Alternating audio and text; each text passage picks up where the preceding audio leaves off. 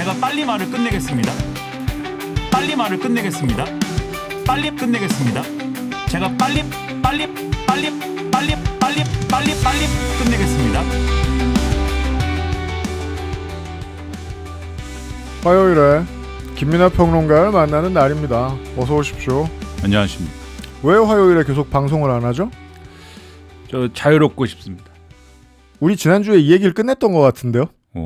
화요일에도 어차피 일어나면 뉴스 본다. 네. 하던 일 똑같이 한다. 그렇죠. 뭐가 자유로워요? 자유롭다. 네, 자유롭게 본다. 게임도 안 왔대고. 게임. 자유롭게 뉴스를 본다. 그리고 최근에 방송을 봤더니 왜 방송하다 말고 칼을 들어요? 전 검객이기 때문에 아니 나의 참함도로 될 수 생방에서 없는 것은 없다. 칼을 드는 사람이 어디 있어요? 부천역 앞 광장이에요? 목검입니다. 그리고 그 뭐가 나올 것 같이 생겼던데 목검 칼집 목검이었어요? 참함도입니다. 네. 여러분은 시청에 주의를 바랍니다. 방송하다가 뭐 말이 잘 안 풀리고 마음에 안 드는 게 있으면 칼을 듭니다. 김민하 평론가는. 참함도. 폭력적인 참람된 방송입니다. 네. 근데 한동안 꽉 짜인 그 수트로 하더니 네. 머리를 깎더니 이제 수트는 벗어제끼고 다시 왕년의 패션으로 자꾸 돌아가네요. 이거 봐요. 무례하고 참람되잖아요. 코디평하고 막. 아니 이제 코디평하게 돼. 이게 무슨 과거예요? 니트가 얼마나 그 올바른 청년 의복인데. 이거 서서히 하나씩 벗어가지고 지금 그 니트만 딱 벗으면 과거의 패션이거든요. 과거에 그 모자 쓰고 까만 나시티 입고 이제 그 프리스타일 하고 뭐 그런 때 그거건데 그게. 지난주에 달아주셨던 한결주 5186님의 댓글입니다. 김민하 평론가는 술을 입에도 되지 않지만 술자리 텐션을 유지한다. 네, 맨정신으로 상대하기가 쉽지가 않습니다. 예의 바른 옷차림이다 생각해 주시면 되겠습니다. 네. 새 옷인가 봐요. 목이 안 늘어난 거 보니까. 나도 칼 있어요. 아니 칼을 왜 드냐고 금방 그러더니 금방 또 칼을 마인크래프트 칼을 들었네. 병장기는 흉한 것이니 내려놓고 얘기합시다. 분노 레벨이 올라가고 있어요. 나중에 내 것도 좀 준비해줘요 그러면. 왜냐면은 불 들어오는 것도 있어요. 왜냐면은 전쟁을 한다고 한 나라가 전쟁에서 도망가고 싶어하고 전쟁을 당한 나라는 전쟁 때문에 지금 장사가 잘 되고 있거든요. 궁금했던 점에 대해서 뉴욕타임즈의 경영산업 담당하는 에멧 린드너 기자가 흥미로운 분석을 내놨습니다. 질문이 이겁니다. 전쟁은 중동에서 났는데 석유를 수출할 수 있는 미국의 기름값은 왜 올라갈까? 답! 미국 사람들도 수입 석유를 쓰기 때문이다. 이유가 특이합니다. 미국 석유는 품질이 너무 좋아서 수출해서 돈 버는 데 쓰고 수입 석유는 싼 걸 사와서 정제에다가 판다. 정제시설은 한번 만들어 놓으면 바꾸는 게 돈이 너무 많이 들기 때문에 텍사스용 질 좋은 석유용으로 정제시설을 바꾸려면 수지가 안 맞는다. 무슨 소리죠? 따라서 미국 시민들의 민생도 중동이 쥐고 있게 된다. 이러니까 도망치고 싶을 수밖에 없다는 거죠. 최근에 이제 그런 이제 사진도 나왔죠. 그 중동에서 이제 주로 나는 그 석유하고 그 다음에 이제 미국에서 나는 석유하고. 네. 그리고 이렇게 비교 실제로 눈으로 봐도 다르더라고요 그게. 색깔이 달라요. 네. 네. 그런 것도 나올 정도인데, 근데 중요한 거는 이제 요런 차이도 있지만, 유가 자체의 차이도 있지만, 지금 유가 자체가 금융시장에 미치는 영향이 상당하지 않습니까? 뭐 유가 따라서 지금 뭐 올라갔다 내려갔다 하는 거잖아요. 네. 물론 다른 변수도 있지만, 미국 마찬가지거든요. 그러면 지난번에도 한번 말씀드렸는데 트럼프 입장에서 이 기층 민중들은 휘발유 가격 때문에 열받고,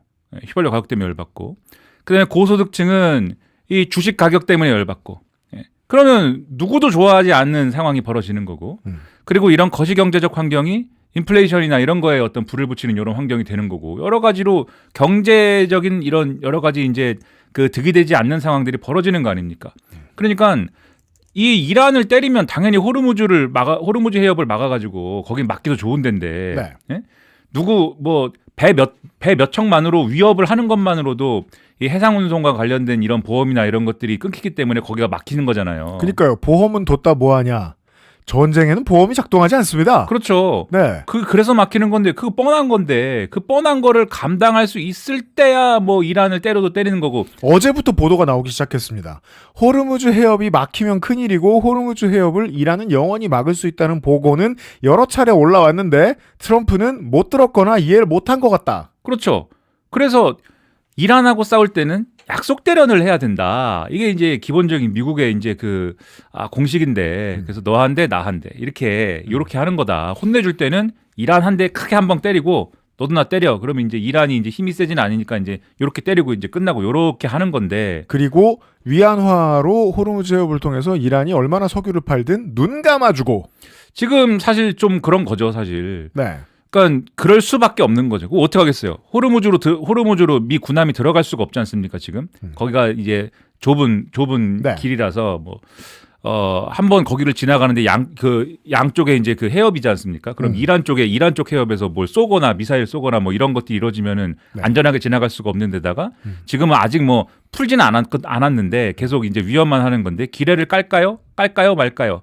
기뢰를 깔려다 말까요? 뭐 이러고 있는 거잖아요. 네. 그 기뢰가 깔리면 그건 또 어떻게 합니까? 실제로 군함이 들어간다 그러면 깔 건데. 그러니까 미군이 들어갈 수도 없는 거고. 해군 못 들어가요. 그렇죠. 그다음에 섬이 있지 않습니까? 섬 이름을 지금 잊어버렸는데. 네. 하르그 섬? 하무르 섬입니까? 네. 하르무 섬입니까? UMC 섬인가 거기가? 아무튼 그런 섬이 어디 있어요? 예. 이란의 보물섬. 네. 예, 이란의 보물섬에서 하르그 거기서 섬이에요. 하르그 섬. 예, 하르그 섬이에요. 네. 예. 거기를 갖다가 박살을 내면은 이란의 혁명수비대 돈줄이 막히고 여기가 타겟이 좋은데 근데 거기를 타겟하면은 또 이 원유 가격이나 이런 것들에 상당한 이제 문제가 생기는 거죠. 그러니까 그렇죠. 원유는 또 어떻게 할 수가 없어요. 예. 그러니까 원유는 어떻게 할 수가 없는데 호르무즈로 들어갈 수도 없는데 또 이란이 호르무즈를 막고 자기들이 선별해서 내보내는 거는 또 어떻게 할 수도 손을 댈 수가 없고 그 트럼프가 자기가 주먹을 날리는 걸 자기가 다시 막고 있는 형국 아닙니까? 이런 바보짓이 어디 있습니까? 그거는 중국한테 관세 매길 때하고 똑같은데요? 그렇죠. 트럼프가 때리자, 콩 수입 금지로 트럼프가 맞았고, 트럼프가 때리자, 히토류 수출 금지로 트럼프가 또 맞았어요. 그렇죠. 그리고 트럼프가 이제 1기 트럼프 때도 마찬가지인데, 철강에 내가 관세를 엄청 크게 매갖고 중국을 혼내주겠어. 이랬는데 그게 어디로 돌아왔습니까? 미국 물가 상승으로 다 돌아왔잖아요. 저는 이것까지는 예측 못했는데, 그러니까 호르무즈 해협이 막히면 전 세계 경제 위기가 찾아올 것이다. 이 정도까지는 쉽잖아요. 근데 이제 오늘 이제 여기저기 그 기사들을 보다가 발견한 거예요. 호르무즈 해협을 막을 권한이 이란에 있다면 이란의 원유를 내보낼 권한도 이란에 있다. 그렇죠. 따라서 이란은 지금 $100 갤런당 $100 호가하는 그 이미 오른 기름값에 조금 낮춰 불러가지고 평상시보다 훨씬 높은 가격으로 이란산 원유를 마구 팔 수 있어요. 그렇죠. 따라서 이란은 전쟁엔 최초에는 희생자였으되 지금은 돈을 버는 유일한 존재예요. 원유 가격이 올랐기 때문에 깎아줘도 오른 가격이에요. 이란은 지금. 트럼프는 이란에게 돈을 벌어주고 있어요. 이번 그렇죠. 전쟁으로. 그리고 또 하나의 이제 수혜자가 러시아입니다.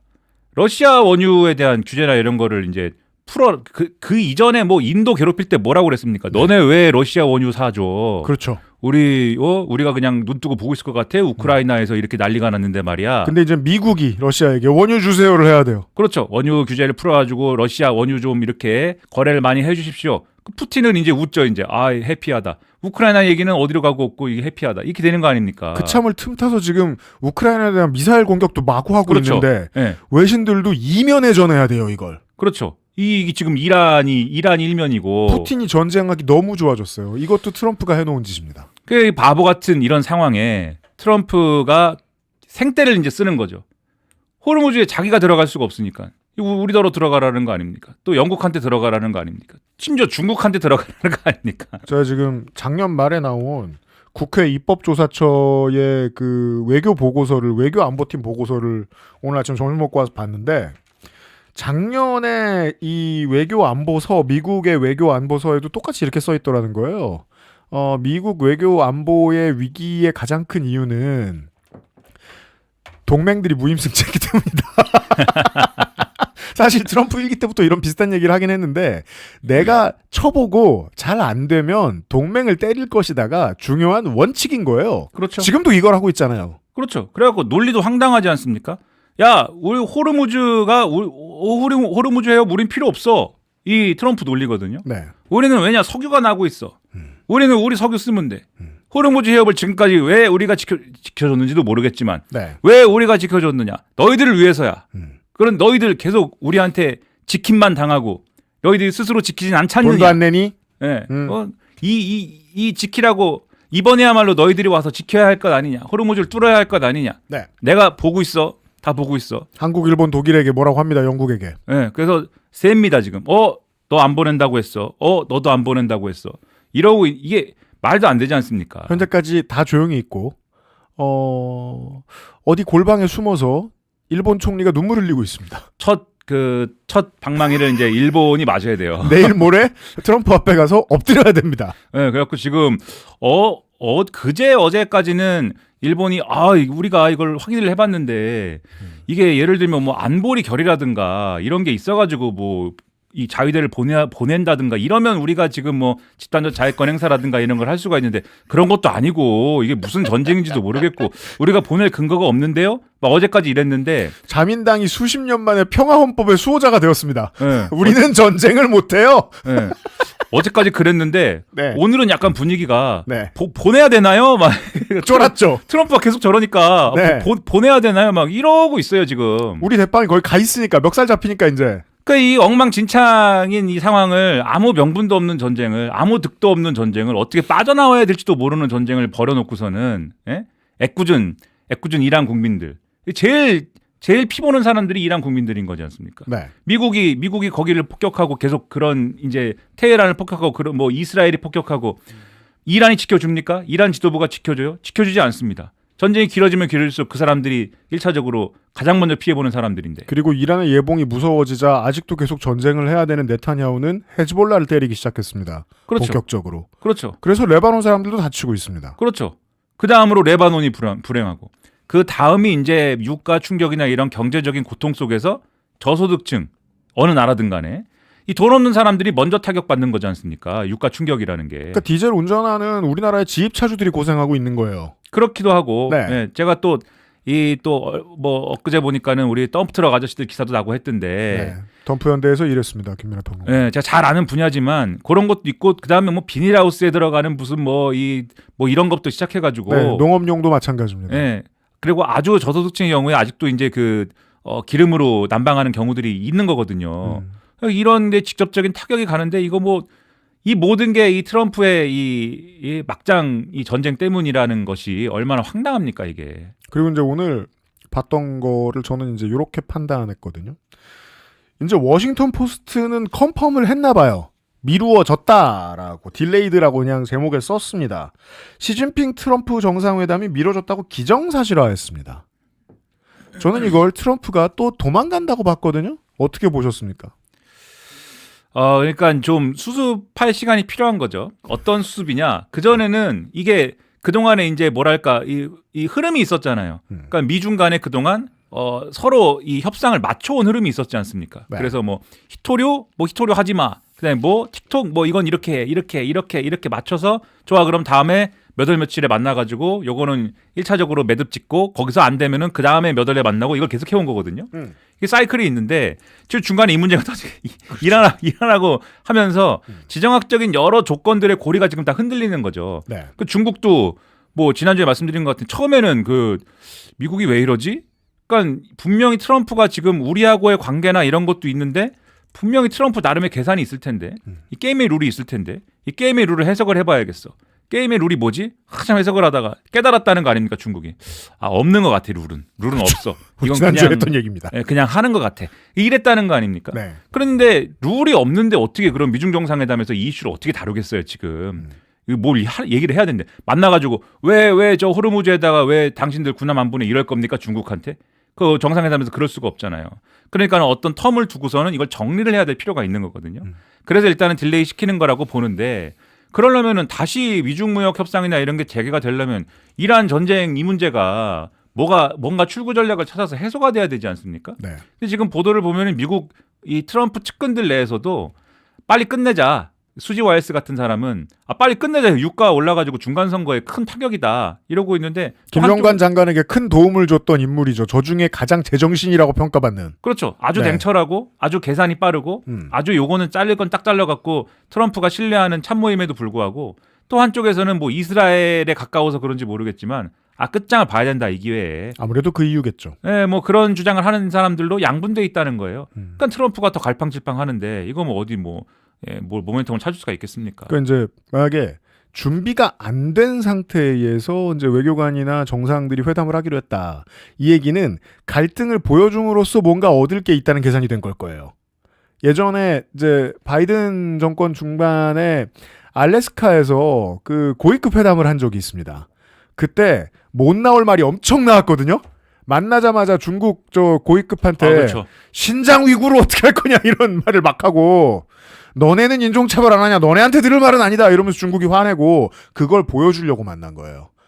그래서 제가 도망간다고 말씀을 드리는 거예요. 트럼프는 시진핑과 그것을 할 용기가 없다. 그 문법이 바이든과 시진핑이 좀 다른 게 뭐냐면, 그러니까 정상적인 정권과 정확히 하면 정상적인 정권과 트럼프가 다른 게 뭐냐면, 정상적인 정권은 동맹들하고 아주 그 잘 짜여진 그러한 이 정상회담을 하고, 중국이라든지 러시아라든지 좀 적대적인 국가하고는 그렇게 적대적인 정상회담을 종종 합니다. 그러나 트럼프는 거꾸로요. 동맹들한테는 준비가 전혀 안 된 상태에서 관세를 내라. 네, 해군을 보내라. 그렇죠. 그리고 돌발적으로 이슈를 막 꺼내가지고 갑자기 트루스 소셜에 글 올려가지고 한국이 교회를 탄압하는 것 같은데 막 이런 거 올리고 그냥 아무렇게나 해. 동맹한테는. 그렇죠. 아무렇게나 하는데 중국하고 러시아한테는 아주 잘 조율된 아주 잘 이게 그렇죠.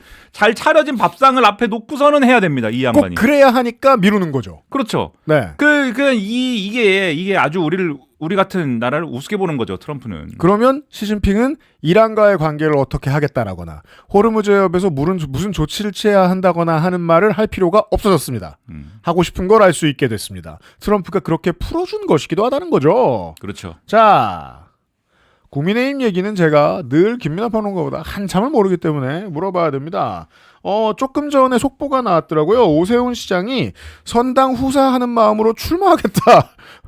보통은 선당 후사하는 마음으로 불출마를 해야지만 출마하겠다고 했고, 국민의힘 이 공천 속도를 내기 시작했습니다. 공관위원장이 돌아온 다음에 후보가 없기 때문에 그런 것 같기도 하고, 울산시장, 강원도지사, 경남지사 선역 3명 단수 공천을 했고요. 부산시장은 경선을 하기로 했습니다. 현역 시장 컷오프 소문이 돌아왔는데 주진우 의원하고 현 시장이 경선을 치르는 걸로 보이고요. 그리고 오세훈 시장에게 공천 신청을 해라. 선당 후사해라 라고 잔소리를 했던 충북도지사가 계셨는데, 아마 당내에서도 그 오세훈 후보의 선당 후사라는 건 떨어질 걸 각오하고 출마하는 거라고 생각하셨었나 봐요. 그래서 이제 선당 후사를 해야 되니까 오세훈 후보도 출마해라, 오세훈 시장도 라고 말했던 충북도지사가 컷오프가 되자 맞춤법을 틀려가면서 분노하기 시작했습니다. 저는 이것을 보고 느꼈습니다. 선거가 다가왔구나. 공관위원장과 당대표가 뭘 하자고 이야기를 맞췄기에 이렇게 속도가 빨리 진행되는 거죠, 갑자기? 아니, 근데 김영환 씨는 이제 잡혀가야 되니까 뭐 그런 부분도 있겠죠. 네. 구속 수사를 경찰이 원하고 있습니다. 네. 오늘 알려진 바에 따르면. 네, 영장을 뭐 치고 싶어 하니까. 네. 그러니까 이 뭐 충북은 뭐 컷오프는 뭐 할 수 있는데 문제는 이제 누구를 꼽느냐 뭐 이런 거겠죠. 그러니까 전반적인 판을 이 원하는 그림이 있는 것 같은데. 네. 문제는 이제 트럼프랑 비슷한 거죠. 그 원하는 그림이 뭔지는 잘 모르겠다.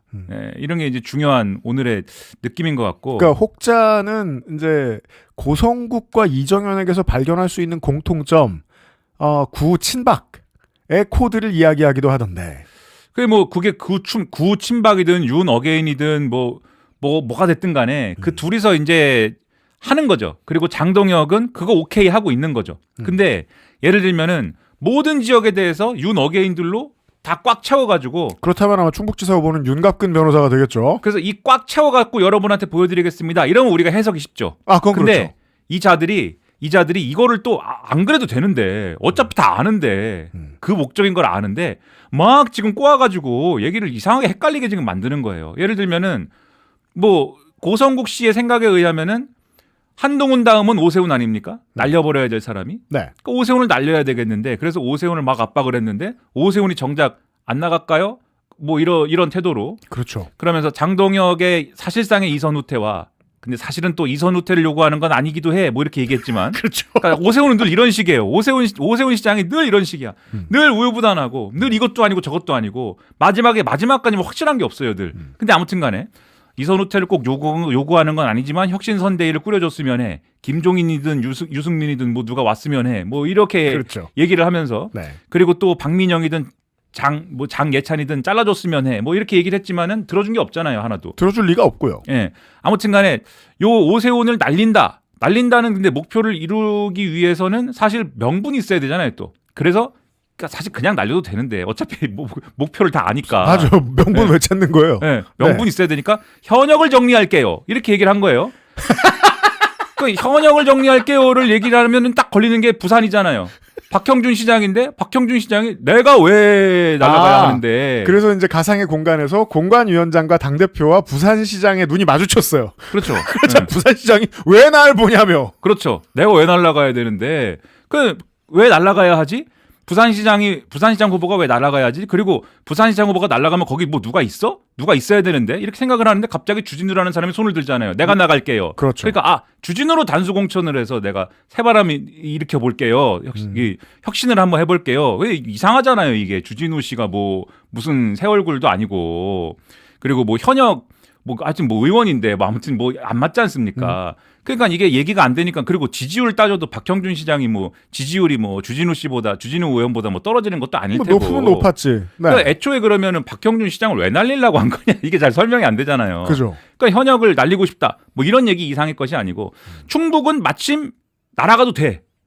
그렇게 됐어요. 네, 구속되게 생겼으니까. 네. 그러면 날아가는 데다가 우리는 윤호개인이니까 윤가끔 씨를 꼽고 싶어 이렇게 얘기도 되잖아요. 아, 그래서 부산을 보다가 어색해져가지고 네. 주진우 의원과 논의를 통해서 주진우 의원이 경선을 하자고 주장하는 방식으로 명분을 세워놓고 아무도 명분 찾지 않지만 아니 근데 오늘 또 그래서 다 나온 게 네. 오늘은 다들 또 그 수혜자들이 경선을 하자고 주장을 하는데 네. 아무튼 충북의 경우에는 윤가끔 씨를 꼽을게요 뭐 이렇게 얘기해도 상관없지 않습니까 우리 입장에서는. 근데 그러면 너무 속 보인다고 생각하는지 여기는 김수민이라는 사람을 꽂을 거예요 이렇게 얘기를 하는 것 같아요.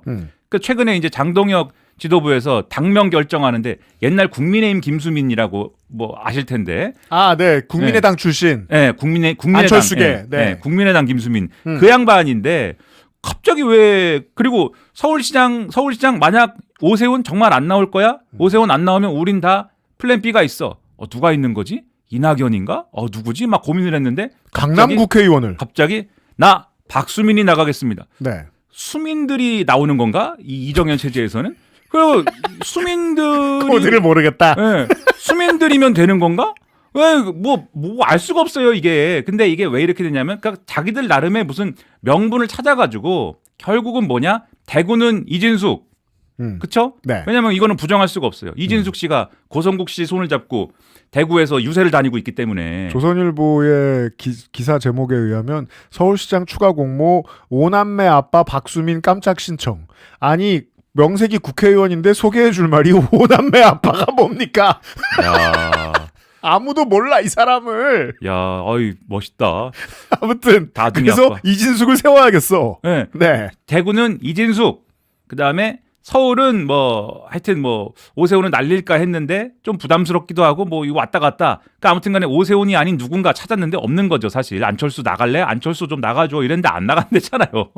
그러니까 이게 이렇게 된 건데 아무튼 자기들끼리 명분 찾느라고 막 퍼즐을 맞추다 보니까 우리가 알 수 없는 코드가 됐다. 하지만 목표는 원래부터 이 대구 이진숙 그다음에 서울은 그 누군가 요거였던 것 같다. 그 자기들도 이제 하다 보니까 망한 거죠. 그러다 보니까 이제 이진숙 씨도 그렇고 주진우 씨도 그렇고 단수 공천을 해준다고 했지만 면이 안 서잖아. 이런 명분 없는 아무 태가 안 나는 공천 과정이라는 게 네. 자기들도 이게 본선에서도 도움이 안 될 것 같고 뭐 이진숙 씨는 뭐 상관도 없지만 그러니까 지금까지 스토리를 정리해 보면 하나는 분명히 확실해집니다.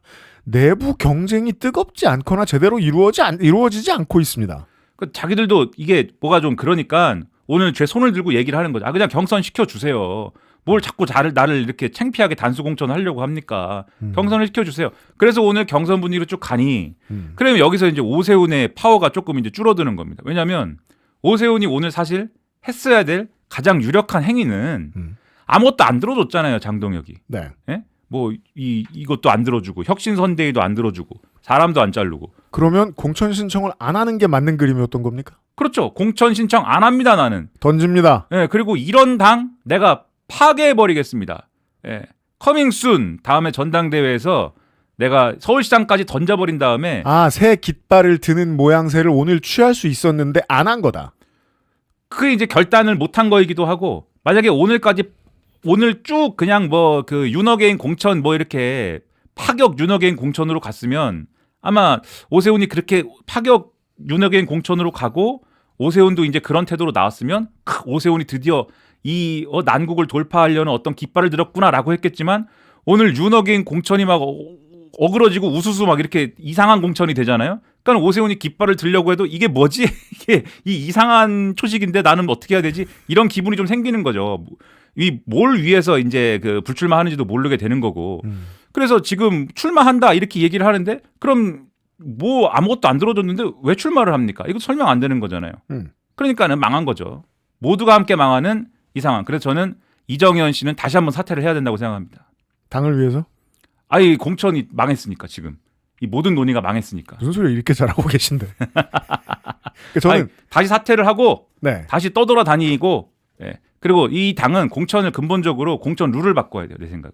어떻게요? 공천 룰을 그 뭐지? 래퍼들이 하는 거? 모르지. 머니 인 더 뱅크인가? 아 그건 프로레슬링. 그건 레슬러들이 하는 거예요. 아 그건 프로레슬링인가? 래퍼들도 몰라요. 머니라는 게 있는데. 있어요. 예. 있겠죠. 그거를 돈은 어디에나 있거든요. 예. 그 룰을 그걸로 해야 됩니다. 네. 어떻게? 예? 어떻게? 랩으로 랩 대결. 그러면은 이제 저 공간 위원들이 보고 있다가 OX를 드는 거예요. 예, 그렇죠. 그리고 그럼 이제 가끔 불구덩이에 빠지고 경선 후보들이 가끔 공관위원들이 나와서 랩하고 이제. 공간 위원들은 안 할 거야. 그 프로에서도. 아 그래요? 가끔 서비스로 팬 서비스로. 근데 뭔가 저 미스터 트롯 같은 방식은 뭐라 그랬지? 복면가왕으로 한다 그랬죠. 아이 그런 프로가 너무 많아가지고 말이지. 맞다. 이제 복면가왕 방식 안 하나 봐요. 아 그럼 말 나온 김에 머니 인 더 뱅크 방식으로 하십시오. 사다리 위에 올라가서 네. 가방을 들고 내려오는 게 낫겠다. 예. 그러니까 아무 방식도 없단 얘기고. 이게 뭐예요 이게 지금 이게 당입니까? 아무 법도도 없단 얘기고. 예. 그리고 기준을 정했으면은 몇 월 며칠까지 공천 끝납니다라고 기준을 정했으면 끝난 거지. 지금 뭐 하는 겁니까? 지금 이 코미디도 아니고 지금.